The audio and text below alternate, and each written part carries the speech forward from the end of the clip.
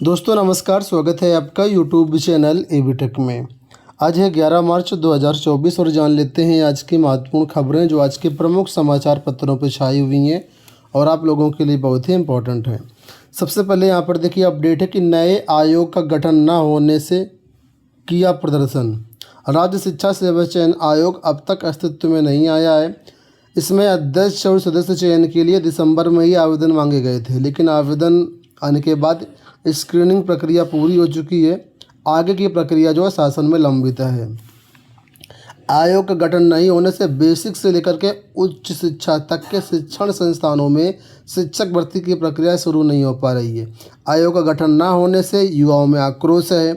आयोग का गठन समेत कई मांगों को लेकर के युवा मंच के नेतृत्व में प्रतियोगी छात्रों ने प्रदर्शन किया और राष्ट्रपति को संबोधित ज्ञापन तहसीलदार जी को सौंपा। युवाओं की मांग है कि हर परिवार को कम से कम एक नौकरी दी जाए। प्रदेश के अलग अलग विभागों में 6 लाख के पद हैं, उनमें उन पदों को तत्काल भरा जाए। तो ये मांग को लेकर के कल अभ्यर्थी प्रयागराज में जो है आंदोलन कर रहे थे।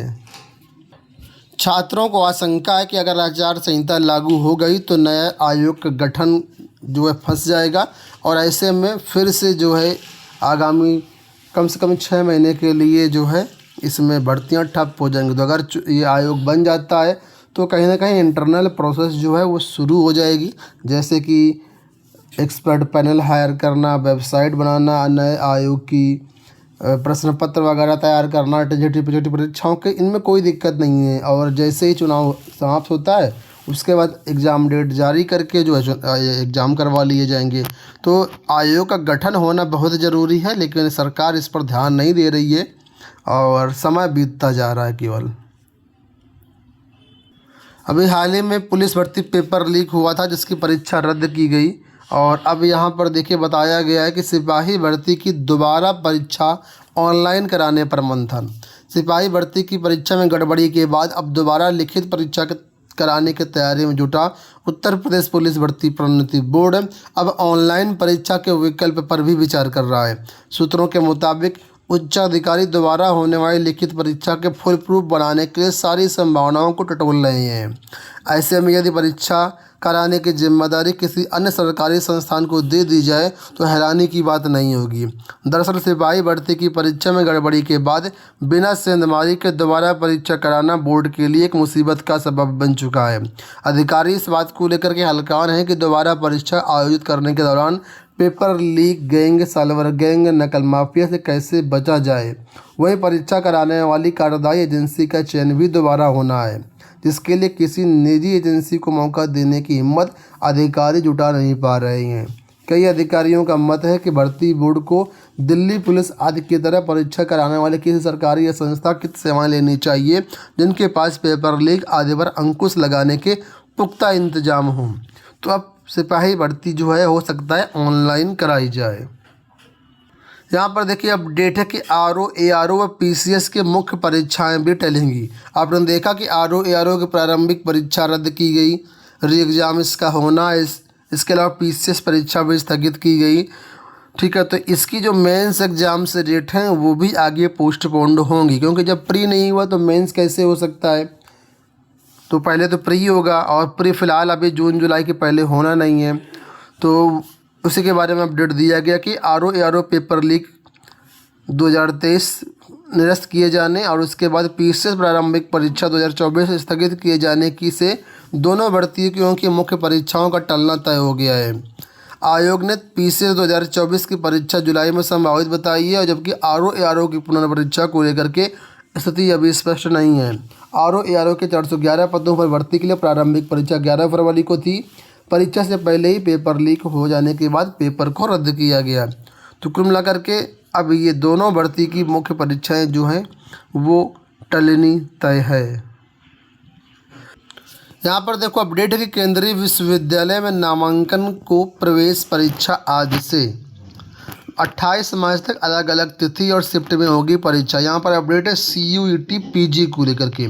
संयुक्त विश्वविद्यालय प्रवेश परीक्षा PG यानी कि पोस्ट ग्रेजुएट सोमवार से शुरू हो रहा है। विभिन्न विषयों के लिए CUET PG 28 मार्च तक अलग अलग शिफ्ट और अलग अलग पाली में आयोजित किया जाएगा। एनटीए ने 11, 12 और 13 मार्च की परीक्षा के लिए प्रवेश पत्र जारी कर दिए गए हैं। इसमें राज्य के 10 जिलों पटना के साथ आरा, औरंगाबाद और अन्य कई जिलों में जो है ये सेंटर्स बनाए गए हैं। बिहार शिक्षक भर्तियों को लेकर के अपडेट है कि TRE 3 एडमिट कार्ड में गड़बड़ी पर देना होगा घोषणा पत्र। बिहार लोक सेवा आयोग की तरफ से TRE 3 परीक्षा 15 मार्च को होगी।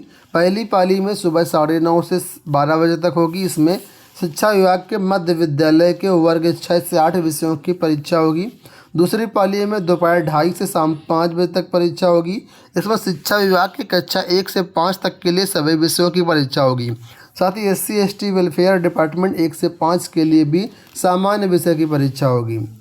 इसके लिए प्रवेश पत्र जारी कर दिए गए हैं। इसमें अभ्यर्थियों को निर्देशित किया गया है कि कुछ अभ्यर्थियों का उनके द्वारा ऑनलाइन आवेदन में अपलोड किए गए फोटो और हस्ताक्षर का इमेज अस्पष्ट, अपठनीय एवं रिक्त है। ऐसे में ये अभ्यर्थी 15 मार्च को संबंधित परीक्षा केंद्र पर साक्ष्य के साथ पहुंचेंगे और BPSC की वेबसाइट पर उपलब्ध घोषणा पत्र जो आपको मिलेगा उसको पूर्ण रूप से भर करके निर्दिष्ट स्थान पर राजपत्रित पदाधिकारी से फोटो अभिप्रमाणित कराकर चिपकाएंगे और निर्दिष्ट स्थान पर अपना हस्ताक्षर हिंदी अंग्रेजी में भी करेंगे। इसके साथ ही राजपत्रित पदाधिकारी से अभिप्रमाणित 2 रंगीन फोटो में से एक फोटो अभ्यर्थी अपने प्रवेश पत्र में निर्धारित स्थान के बगल में चिपका देंगे। दूसरा फोटो प्रवेश पत्र की कार्यालय प्रति में संबंधित परीक्षा केंद्र में जाएंगे तो वहाँ पर जो भी केंद्र अधीक्षक है उनके समक्ष चिपकाएंगे। साथ में आपको अपना ID प्रूफ वगैरह भी ले जाना है। तो जिसमें गड़बड़ी है फ़ोटो में वो लोग ये काम करें। यहाँ देखो अपडेट है कि ASO ARO अभ्यर्थियों का परिणाम जल्द। लगभग 4 साल से नियुक्ति का इंतजार कर रहे सहायक सांख्यिकी अधिकारी ASO, सहायक शोध अधिकारी सांख्यिकी ARO के अभ्यर्थियों का परिणाम जल्द जारी होगा। अधीनस्थ सेवा चयन आयोग इनकी प्रक्रिया मार्च में पूरी करने वाला है और चुनाव आचार संहिता को देखते हुए चुनाव आयोग से अनुमति लेकर के भी परिणाम जारी कर सकता है। अंतिम चयन परिणाम के लिए अभ्यर्थी 2 नवंबर 2023 से इको गार्डन में धरना दे रहे हैं। तो लगातार अभ्यर्थियों का धरना प्रदर्शन भी चल रहा है तो परिणाम जल्दी ही जारी होने की संभावना बताई जा रही है। वहीं पर 69 शिक्षक भर्ती मामले को लेकर के भी अभ्यर्थी लगातार आंदोलन कर रहे हैं और रविवार को बड़ी संख्या में अभ्यर्थियों ने मुख्यमंत्री आवास का घेराव करने का प्रयास किया। पुलिस ने अभ्यर्थियों को गोल्फ क्लब चौराहे पर रोक लिया।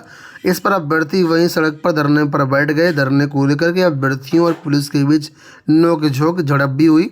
अभ्यर्थियों का कहना था कि इसमें कुछ महिला पुरुष अभ्यर्थियों को चोटें भी आई हैं। तो आप लोग देख रहे हैं कि 69 शिक्षक भर्ती में 6800 सूची का मामला जहाँ पर है और ये अभ्यर्थी लगातार कहीं नहीं किसी न किसी मंत्री से डेली मुलाकात करने का प्रयास करते हैं। क्रिकेट जगत से एक न्यूज़ आपके लिए है। ICC रैंकिंग में सबसे आगे हिंदुस्तानी।